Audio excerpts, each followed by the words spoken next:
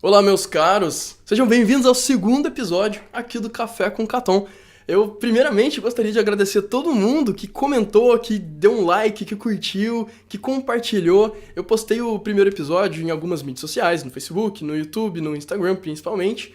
E teve muita gente comentando, muita gente mandando um feedback bem legal pra mim, então eu fico muito feliz, fico sinceramente muito feliz de saber que foi útil e que as pessoas gostaram. Então eu gostaria de começar esse episódio agradecendo a todos vocês. E simbora pra mais um episódio. Ah, tá quente.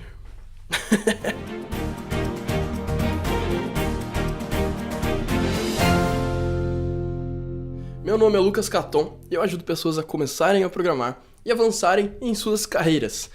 Nesse episódio, eu gostaria de responder mais uma dúvida. Dessa vez, a dúvida foi enviada pela Aline, com um Y, Aline Goiás. Ela me mandou essa dúvida um tempinho atrás. Eu coloquei a pergunta dela aqui na lista, perguntei se eu podia colocar, se eu podia ler a pergunta dela aqui nesse vídeo e tudo mais. Ela aprovou. Então eu achei a pergunta dela muito interessante pelo fato de que ela pegou várias dúvidas pequenas que várias pessoas têm e meio que compilou numa perguntona só. Então eu acho que vai ajudar muita gente que tem esse tipo de dúvida. Inclusive, a situação atual dela, eu consegui me identificar muito com o cenário que eu passei. Principalmente porque ela veio de uma cidade pequena e não tinha muito emprego na área. Mas enfim, deixa eu ler a pergunta dela aqui porque fica mais fácil de entender. Vamos lá.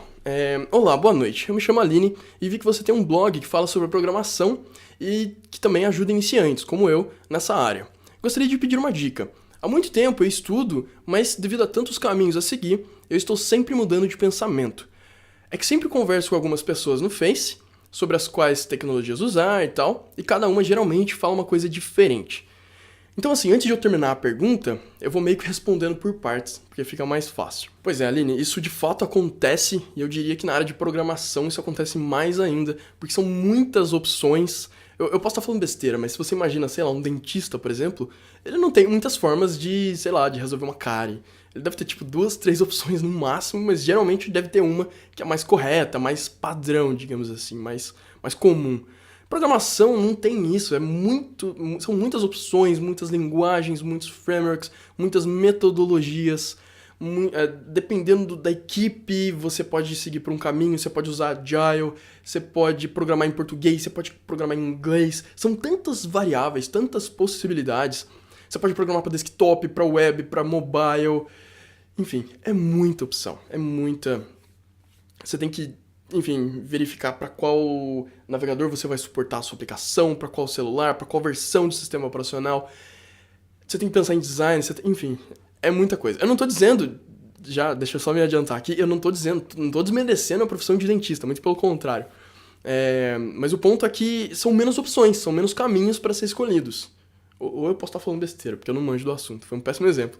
Mas é a minha impressão, pelo menos. Então deixa eu dar um exemplo prático aqui. Imagina que você precisa fazer um formulário, ou sei lá, você tem um site institucional bem simples, com páginas estáticas, não tem nenhuma magia acontecendo ali, simplesmente páginas falando sobre a empresa, falando sobre, sei lá, equipe, alguma coisa do tipo. E aí lá no final você tem um formulário de contato, que é a única parte dinâmica do seu site. E aí você pode ou usar Angular, porque é feito pelo Google, é mantido pelo Google, tem um monte de gente usando, e enfim. Aí você também pode usar React, porque foi criado e é mantido pelo Facebook, tem React Native para criar, e enfim, tá na moda, e todo mundo tá falando disso. Ou você simplesmente pode criar uma página com JavaScript puro, porque vai ter vai ser um código muito pequeno, muito simples, porque você precisa resolver uma tarefa muito simples. Então, às vezes a gente quer complicar as coisas só para poder estar no hype. Se você está fazendo para estudar, não tem problema algum. Inclusive, na minha startup, o EasyBills, eu gosto de experimentar bastante coisa, né? Por exemplo, eu estava criando uma API, eu comecei a fazer API em GraphQL justamente porque eu queria aprender, eu queria saber mais e ver como é que isso funciona, porque eu ainda não tinha tido a oportunidade de trabalhar com isso. E aí eu estou implementando a API usando GraphQL. Então, às vezes a gente tem essa tendência de usar algo que está na moda sem necessidade. Bom, continuando a pergunta dela aqui, o problema é que na minha cidade, a maioria das vagas exigem a linguagem Java, pelo menos 90% delas. Bom, isso pode ser uma coisa histórica, pode ser algo histórico vindo das faculdades, né, da academia, ou seja, das universidades aí de perto, né, aí da sua cidade ou aí de perto. Tô chutando os motivos, tá? Não tenho certeza se é isso. Na minha faculdade, pelo menos, no começo a gente aprendeu Pascal. Eu entrei na faculdade em 2004. A gente aprendeu Pascal, já tinha muitas outras linguagens interessantes para se estudar. Enfim, Pascal não é uma coisa... Não era nem mais tão utilizado na época, quiçá hoje, mas foi o que eu aprendi. Depois, lá pro meio da faculdade, eu fui ver Java, depois vi um pouco de PHP, e depois C, e até um pouquinho de Ruby. Eu tive um professor que pediu um trabalho em Ruby. Enfim, foi uma mistura de linguagens que acabou não me dando um background profundo de nenhuma delas. Enfim, fugi um pouco do assunto aqui, isso nem é tão crítico assim, eu diria que é bom você ter uma noção de várias linguagens, mas o ponto é que eu vejo muitas faculdades se focando muito em Java e em C#. Eu acho meio errado isso, pelo fato de você ter muitas... Pelo fato delas não se focarem muito em aplicações mobile, por exemplo, ou não se focarem tanto em aplicações web, não tanto quanto deveriam, né, dada a importância dessas plataformas hoje em dia. Mas enfim, voltando à sua pergunta, eu tô chutando, tá, que 90% das empresas, como você falou, usam Java, pode ser por esse histórico, né, que vem das universidades. E aí é aquela história do ovo da galinha, né, os profissionais que saem da faculdade sabem Java e as empresas precisam de profissionais. Então, se só tem programador Java disponível, elas começam a trabalhar com Java. E se só tem vaga em Java, as pessoas começam a estudar aquela tecnologia. A famosa história do ovo e da galinha. Isso não é só com Java, não. Quando eu comecei a trabalhar com Ruby, era a mesma história. Ninguém queria usar Ruby porque não tinha profissional, e os profissionais, às vezes, ficavam meio receosos de trocar de área e estudar Ruby porque não tinha muita vaga.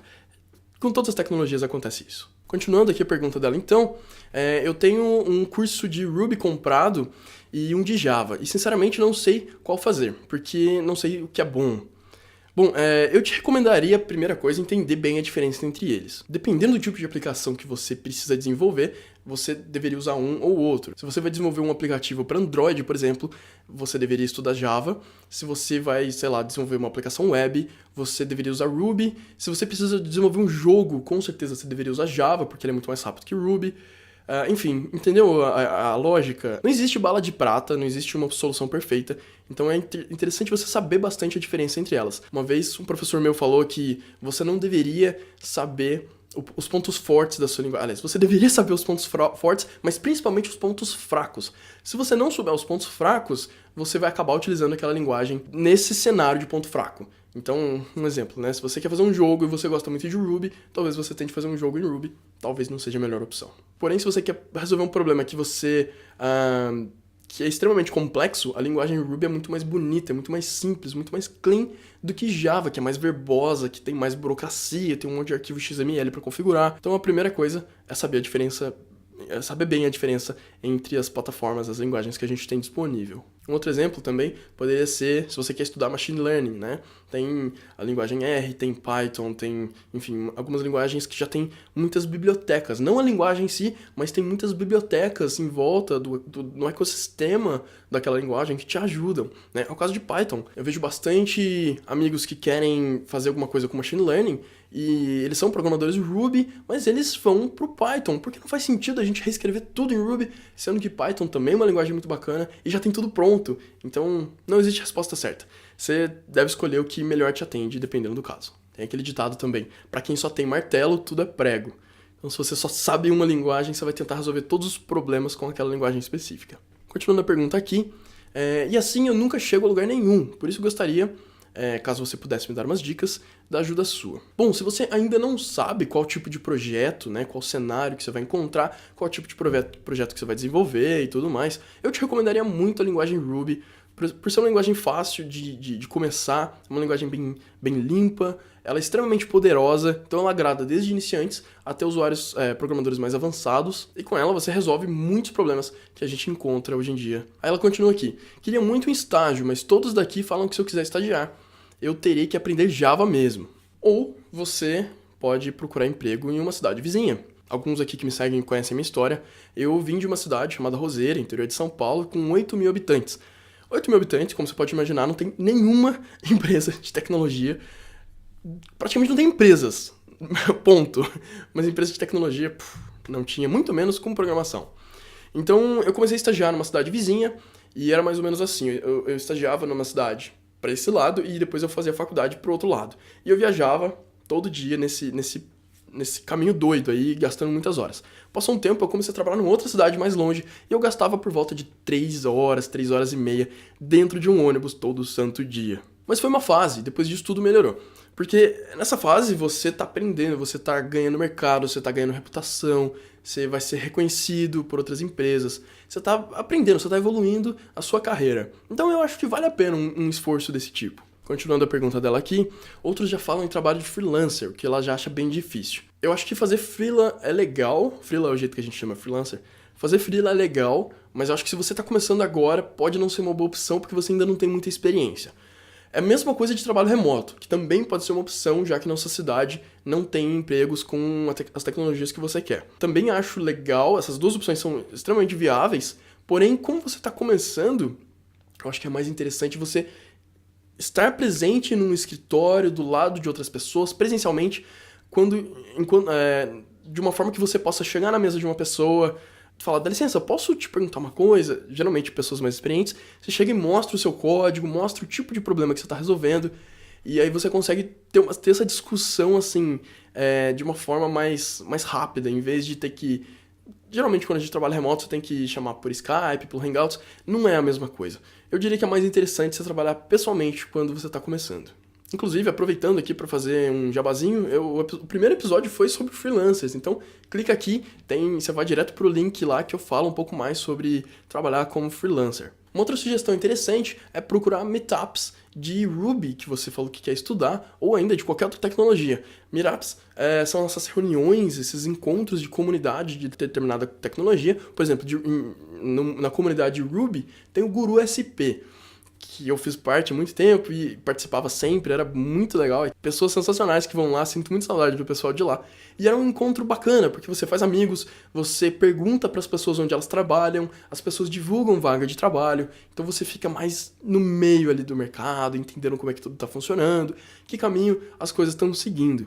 E se não tiver nenhum meetup aí perto, nas cidades vizinhas, nenhum lugar, ou você pode ir para uma cidade maior. Eu, por exemplo, morava em Roseira, dá umas 3 horas até São Paulo. Eu ia mais ou menos uma vez por mês, às vezes não dava para ir sempre, mas uma vez a cada 2 meses eu ia para São Paulo justamente para ir nesse encontro. Dá umas 3 horas e meia de ônibus, talvez, mas valia muito a pena. E se não tiver de forma alguma aí por perto, você pode organizar uma. Vai no Facebook, procura grupo de pessoas que gostam de programar, que gostam da tecnologia que você está interessada, e organiza um meetup vocês mesmos. Espero que eu tenha ajudado um pouquinho aí. Boa sorte e sucesso pra você. E pra você que tá assistindo aí, se esse vídeo lhe foi útil, se você gostou das dicas, dá um curtir aqui embaixo, clica lá no joinha, se inscreve no canal, compartilha esse vídeo com os seus amigos e coloca aqui nos comentários qual dica você gostou mais e por quê. Porque dessa forma eu consigo me focar mais nos assuntos que mais interessam a vocês. Então é isso, eu vou ficando por aqui, te vejo no próximo episódio. Tchau!